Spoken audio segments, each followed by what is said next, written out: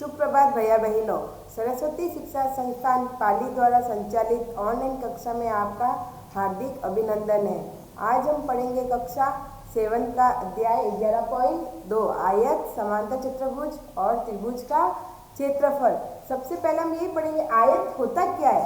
आयत वो आकृति है, चार भुजों से घिरी बंद आकृति जिसमें आमने सामने की भुजाएं बराबर होती है, प्रत्येक कोण 90 डिग्री होता है। देखो ये मैं आपके सामने लेके आ रही हूँ एक आयत का क्रिया।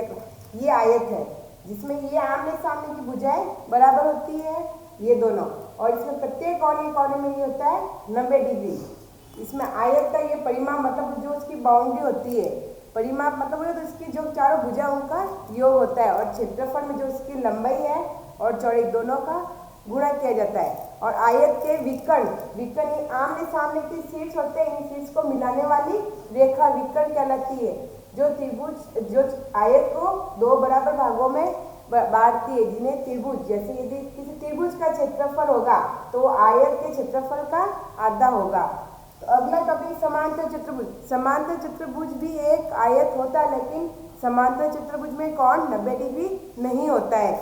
ये आपके सामने है समांतर चतुर्भुज। देखो इसमें भी आयत में ना ये कोण 90 डिग्री होता है, लेकिन समांतर चतुर्भुज में ये कोण 90 डिग्री नहीं होता है। इसमें भी आमने सामने की भुजाएं बराबर होती है। ये कोण 90 डिग्री, इसके विकर्ण होते हैं जो एक दूसरे को समान समद्विभाजित करते हैं, मतलब बराबर भागों में बांटते हैं। और तीसरा हमारे त्रिभुज, ये हमारा त्रिभुज। अब त्रिभुज तीन भुजाओं से घिरी बंद आकृति। त्रिभुज भी अलग अलग प्रकार के होते हैं। त्रिभुज भुजाओं के आधार पर होते हैं। तीन प्रकार के त्रिभुज, समद्विबाहु त्रिभुज, समबाहु त्रिभुज और विषमबाहु त्रिभुज।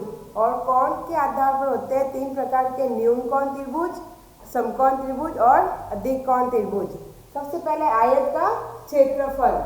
आयत का क्षेत्रफल होता है लंबाई इंटू चौड़ाई।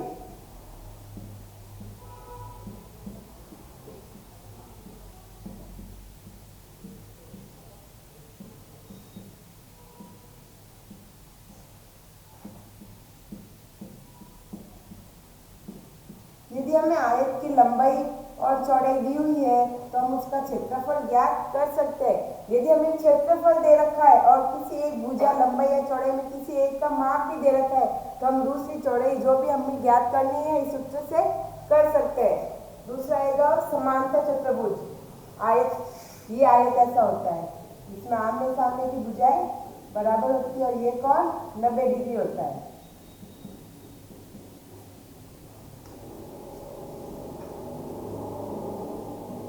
समांतर चतुर्भुज।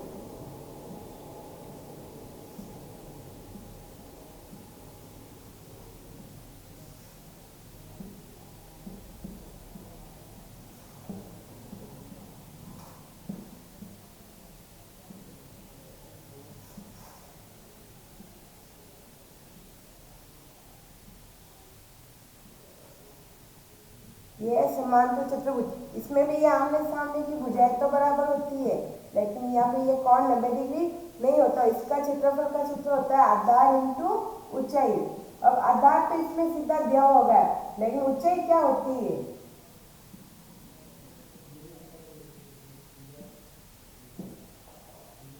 जैसे ये आधार तो ये हो गया अपना,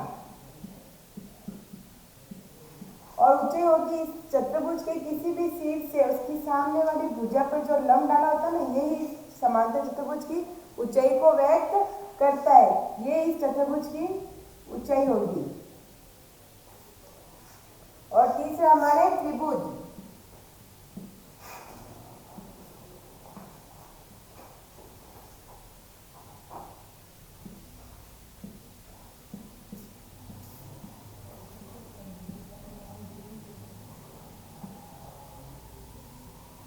त्रिभुज का क्षेत्रफल, इस समांतर चतुर्भुज से हम त्रिभुज का क्षेत्रफल की उत्पत्ति करेंगे। जैसे ये हमने समांतर चतुर्भुज बनाया,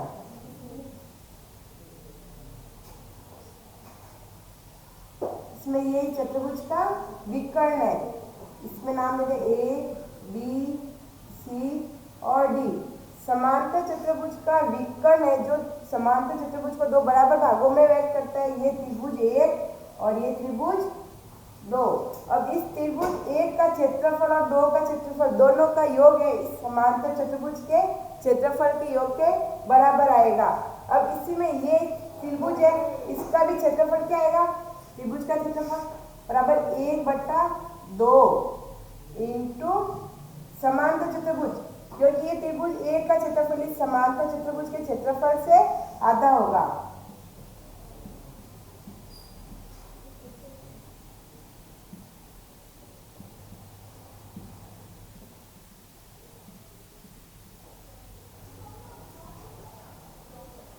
एक बट्टा 2 इंटू समांतर चतुर्भुज का क्षेत्रफल है आधार इंटू ऊंचाई।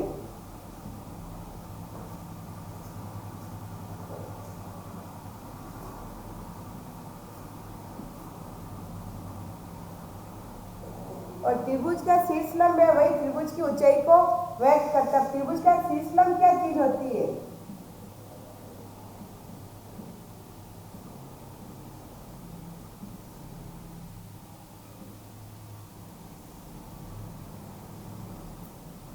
ये त्रिभुज है। त्रिभुज का शीर्ष लंब त्रिभुज के किसी भी शीर्ष से, चाहे ए बी या सी, कोई भी एक शीर्ष है उसकी सामने वाली भुजा पर डाला गया लंब त्रिभुज का शीर्ष लंब कहलाता है। वही त्रिभुज की ऊंचाई को व्यक्त करता है। जैसे ये त्रिभुज है, इसका मैंने ये ले लिया शीर्ष ए, इसके सामने वाली भुजा है आपके बी और बी सी, तो इस शीर्ष से इसकी सामने वाली भुजा पर डाला गया लंब, इसको हमने नाम दे दिया ए डी।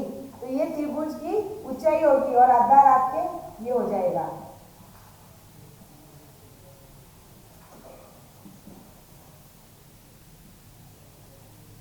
इसमें आपके तीनों सूत्र आ गए। अब प्रश्न को आपको हल कैसे करना है उसका भी एक उदाहरण लेके बता रही हूँ मैं आपको।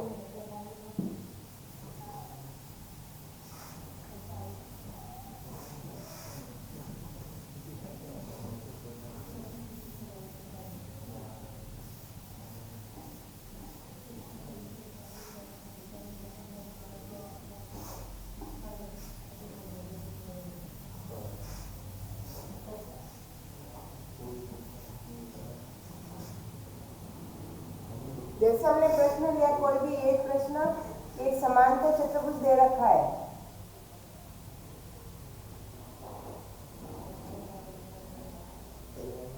इसका ये आधार दे रखा है आपके 8 सेंटीमीटर,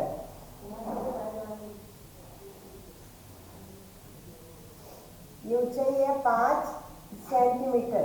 तो समांतर चतुर्भुज का क्षेत्रफल आएगा आधार इंटू ऊंचाई।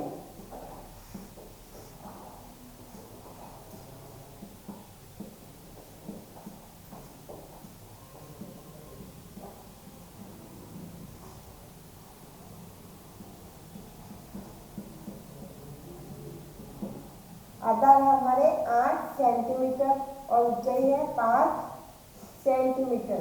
इसमें 8 इंटू 5 40 सेंटीमीटर स्क्वायर या वर्ग सेंटीमीटर, क्योंकि क्षेत्रफल की इकाई होती है वर्ग मीटर या वर्ग सेंटीमीटर। जो भी आपके सेंटीमीटर मीटर दे रखा है उसमें आएगा वर्ग सेंटीमीटर स्क्वायर। यदि आपके प्रश्न को अलग दे दे, इसमें यदि ये प्रश्न दूसरा ले रहे, यदि आपको दे रखा है कि समांतर चतुर्भुज का क्षेत्रफल दे रखा है कि समांतर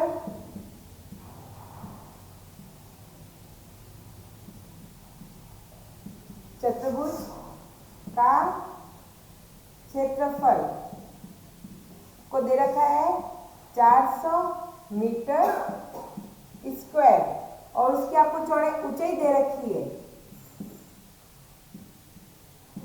ऊंचाई बराबर है 20 मीटर। और आपसे ये प्रश्न पूछ लिया कि उसने समांतर चतुर्भुज की आधार ज्ञात, समांतर चतुर्भुज का आधार ज्ञात करना है, तो आप ये सूत्र लगाओगे समांतर चतुर्भुज का क्षेत्रफल बराबर आधार इंटू ऊंचाई। अब उस सूत्र में आपको समांतर चतुर्भुज का क्षेत्रफल दे रखा है, तो उस क्षेत्रफल के नीचे आप लिखोगे क्षेत्रफल कितना दे रखा है आपको 400 मीटर स्क्वायर, ये 400, फिर बराबर इक्वल में आधार आपको ज्ञात करना है, तो आधार की जगह आधार ही लिखना है आपको, और गुणा ऊंचाई कितनी दे रखी है आपको 20 मीटर, ये 20 मीटर लिख दिया हमने। अब इधर आपको आधार ज्ञात करना है और आपको बीजगणित में आपने पढ़ा है कोई भी राशि यदि गुणे में है तो अगर दूसरे पक्ष में जाती है तो भाग में हो जाती है। तो इधर आधार क्या आएगा आपके बराबर ये 400 और 20 इधर गुणे में है तो इधर आएंगे तो भाग में हो जाएंगे। अब 400 में आप 20 का भाग दोगे, ये 0 से 0 कट जाएगा और 40 में 2 का भाग दोगे तो आधार आएगा आपके 20 मीटर दे रखा है, आधार बराबर आएगा 20 मीटर। ये तो हमने पढ़ा समांतर चतुर्भुज का क्षेत्रफल। या तो आपके प्रश्न इस तरीके से बनेगा या आपके इस तरीके से प्रश्न बनेगा। अब दूसरा लेगा हम त्रिभुज का क्षेत्रफल।